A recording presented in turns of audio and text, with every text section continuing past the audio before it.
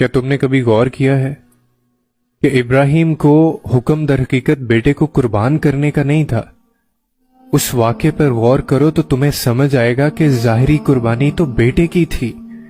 مگر اسماعیل دراصل ابراہیم کی وہ دعا تھی جسے انہوں نے تڑپ تڑپ کر مانگنے کے بعد پایا تھا۔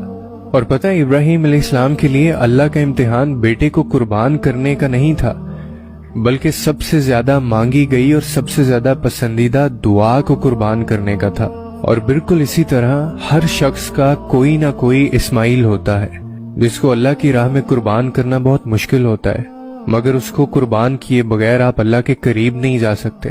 آپ کو اللہ کا ساتھ نصیب نہیں ہوتا۔ کسی کا مال، کسی کی اولاد، کسی کا پیسہ اور کسی کا پیار اس کے لیے اسماعیل ہوتے ہیں۔ اور یقین رکھیں کہ دنیا میں آزمائش انہی لوگوں کے لیے ہے جنہیں اللہ چاہتا ہے، اور اگر تمہیں بھی تمہارا رب تمہارے اسماعیل کو قربان کرنے کا اشارہ دے رہا ہے تو اس رب پر یقین رکھ کر چھری کو چلا دو اور اس کے امتحان میں کامیاب ہو جاؤ، اور یقین جانو وہ تمہارے اسماعیل کو قربان ہونے نہیں دے گا۔ تم بس ایک دفعہ، ایک بار اس کی رضا میں پوری طرح داخل ہو کر تو دیکھو،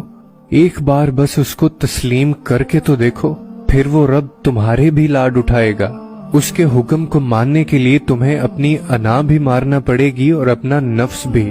کیونکہ شیطان اور نفس بار بار وسوسے ڈالتے رہیں گے اور تم بار بار تھکو گے۔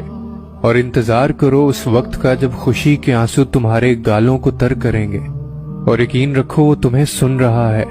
اور وہ جس کو پسند کر لے اس کی کوئی خواہش کبھی بھی ادھوری رہ ہی نہیں سکتی۔ بس صبر رکھو اور اس کے معجزے دیکھو، اور بے شک اللہ سننے والا اور جاننے والا ہے۔